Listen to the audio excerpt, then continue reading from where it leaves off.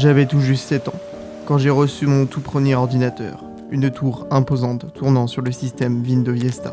C'était l'apogée de l'ère numérique. Tout le monde se formait et avoir un ordinateur était encore un luxe. Les plus chanceux pouvaient profiter de la puissance d'un PC pour être en avance sur les autres et naviguer sur l'internet. De MSN à Skype ou plus tard Facebook, c'était aussi le début des réseaux sociaux. Nous y étions tous là, à apprendre ce qu'était une carte graphique, un processeur ou encore une barrette de RAM. Une époque aujourd'hui révolue.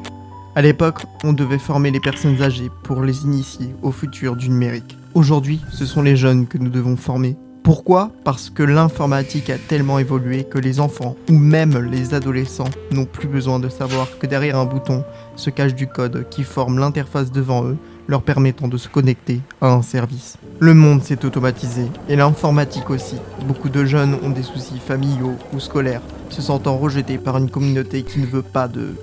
Alors ils se faufilant sur les réseaux sociaux ou dans les jeux vidéo pour s'éloigner du réel et trouver un peu de réconfort. Cette facilité à swapper sur une page Tinder ou à discuter d'une possible relation amoureuse derrière un écran est paradoxale. Nous avons oublié que ce n'était pas ça le monde réel, le vrai monde, celui où autrefois on sortait dans les rues avec ses amis, où on n'était pas tous plongés sur un écran à montrer à son copain la dernière tendance TikTok. Mais les réseaux sociaux ont réussi à susciter l'intérêt des plus jeunes en leur offrant le sentiment d'être enfin quelqu'un, enfin accepté. Avec l'idée de peut-être devenir une future star d'internet, d'un monde où chacun serait roi de sa propre communauté. Mais au détriment de quoi ? D'une perte de connaissances et de culture, tout devient automatisé, simplifié. Les IA font leur apparition, et aujourd'hui, il n'est plus nécessaire d'être un artiste pour peindre sur une toile. Un simple prompt suffit pour laisser l'IA créer l'œuvre à notre place. Mais en poursuivant cette simplification, nous nous condamnons à avoir de moins en moins de goût.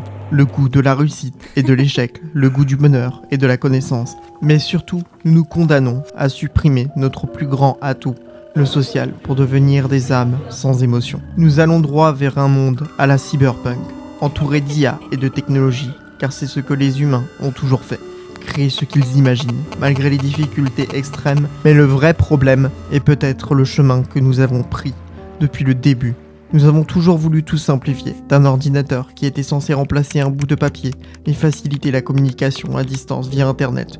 Nous en sommes arrivés à vouloir trop simplifier notre monde de vie, au détriment de notre santé. Comme un joueur de jeux vidéo qui préfère parler à travers un micro et rire dans une réalité virtuelle qui s'est créée plutôt que de se préoccuper de son vrai lui, de la réalité de son corps, plutôt que d'aller faire du sport, de rigoler avec quelques amis sans téléphone, dans un vrai moment de partage, en face à face, ressentir la vraie voix et l'émotion directe d'une personne à côté de lui, qui ne serait pas recréée par un système numérique. On doit réapprendre à vivre, réapprendre à sourire et à aimer avec le cœur, et non par intérêt, car nous sommes tous responsables d'un monde qui va causer notre perte. Et j'en fais partie.